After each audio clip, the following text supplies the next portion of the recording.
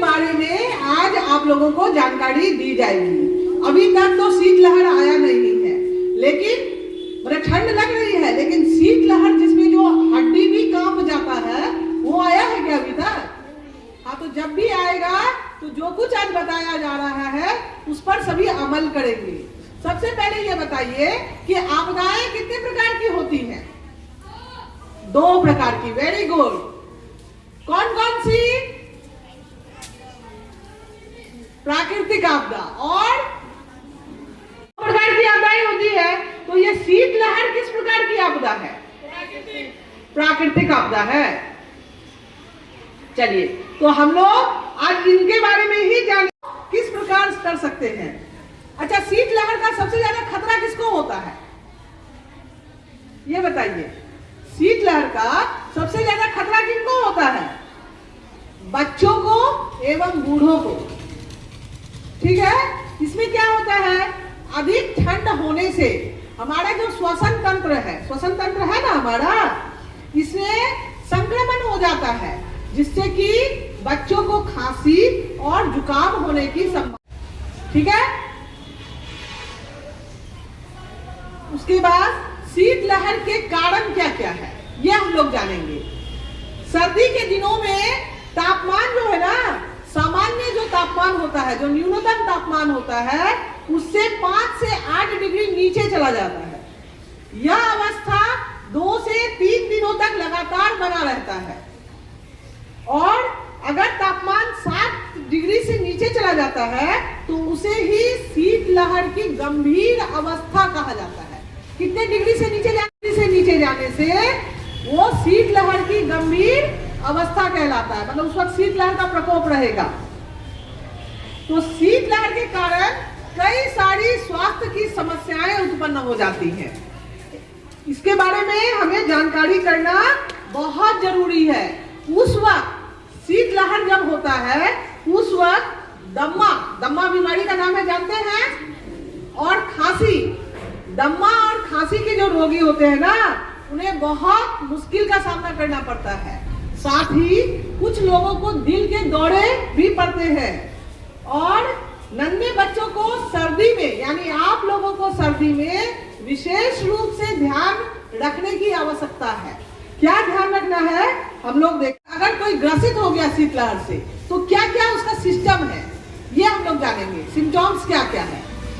शरीर का ठंडा होना एवं अंगों का सुन्न होना। शरीर जो है ना, शीतलहर, अगर आपको शीतलहर से आप ग्रसित हो गए हैं तो आपका शरीर ठंडा पड़ जाएगा और जो अंग है, बॉडी पार्ट्स है, वो सुन्न हो जाएंगे। दूसरा, बहुत ज्यादा कपकपी होने लगेगी, ठिठुरने लगेंगे आप अगर आपको ठंड लग गई तो। और अगर आपको ठंडी लग गई तो बार बार आपका जी मिचलाएगा, आपको उल्टी लगेगा कि अभी मुझे उल्टी हो जाएगी।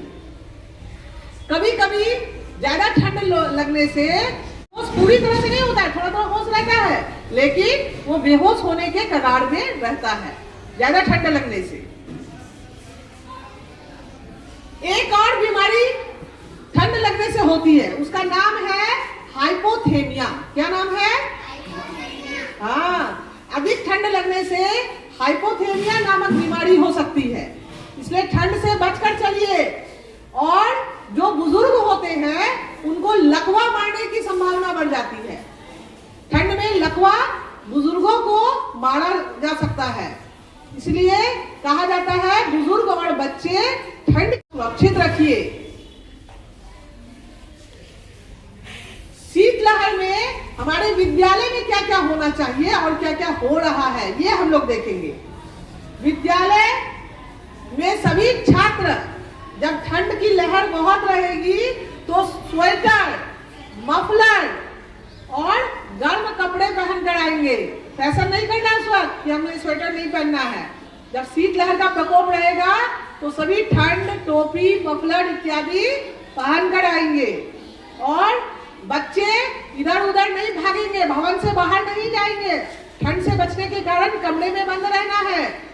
और पीने का पानी का उचित व्यवस्था होना चाहिए। ठंड में हम लोग क्या करते हैं, पानी पीना कम कर देते हैं, ऐसा नहीं करना है, पानी पीना है पूरा से, समझ गए ना। और विद्यालय में किसी बच्चे की तबीयत खराब होने पर हमें तत्काल उनके अभिभावक को सूचित भी करना है।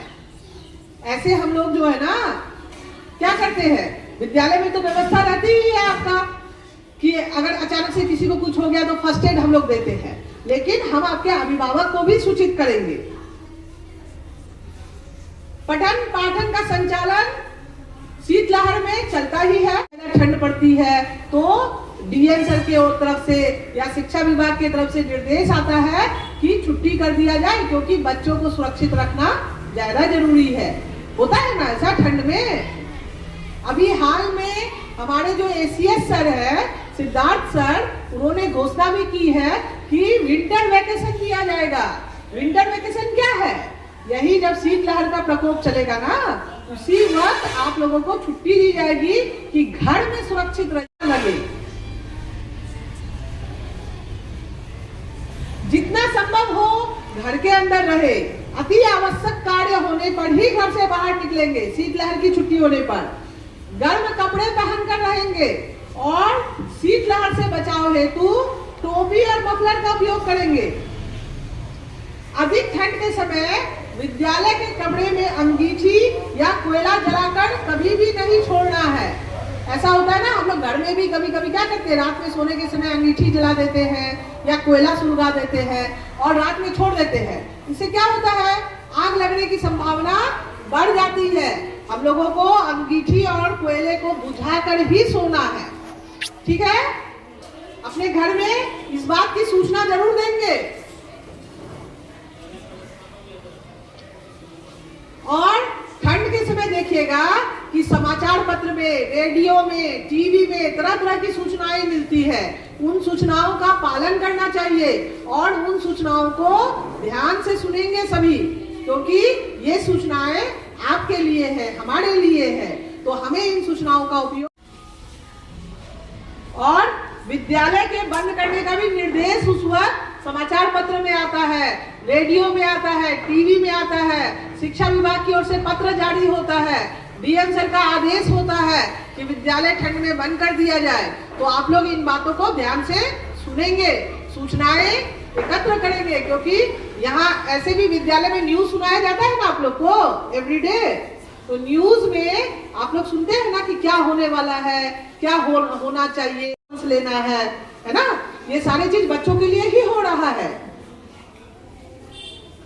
दूसरा, हाँ, खान पान कैसा रखना है।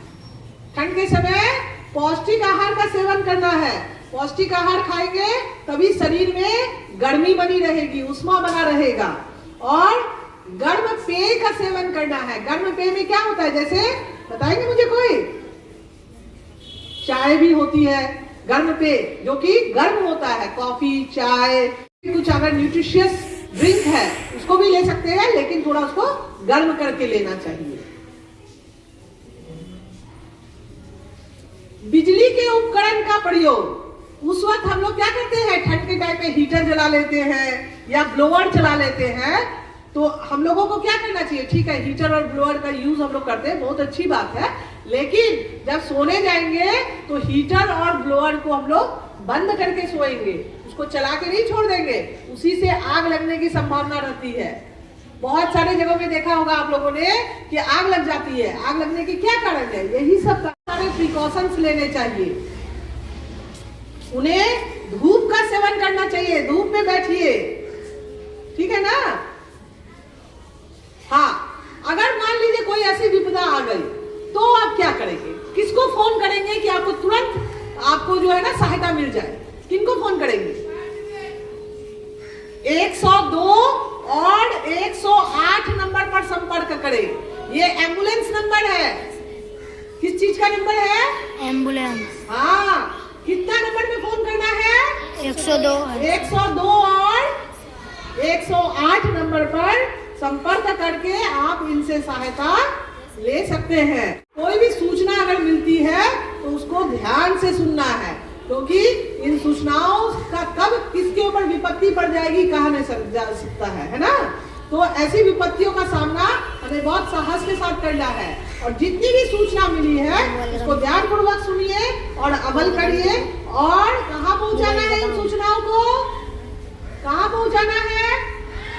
घर तक और समाज तक, क्योंकि हम सुरक्षित तो देश सुरक्षित। आप बच्चे सुरक्षित रहेंगे तभी तो देश सुरक्षित रहेगा, तभी तो कुछ आपको सुरक्षित रखना है और सुरक्षित शनिवार मनाना है। चलिए, धन्यवाद। सब तो आप जान गए हैं ना कि हम लोग सुरक्षित शनिवार अपने विद्यालय में मनाते हैं ना। आज का विषय मुझे कोई बता सकते हैं कि क्या है? ये सामने में आप लोगों का है ना, मुख्यमंत्री विद्यालय सुरक्षा कार्यक्रम बिहार सरकार। ये चक्र जो है ये सुरक्षित शनिवार के हर महीने के कार्यक्रम को बताता है। और आज का जो कार्यक्रम है वह क्या है? शीतलहर से बचाओ। अभी ठंड का मौसम चल रहा है ना, तो ठंड से हम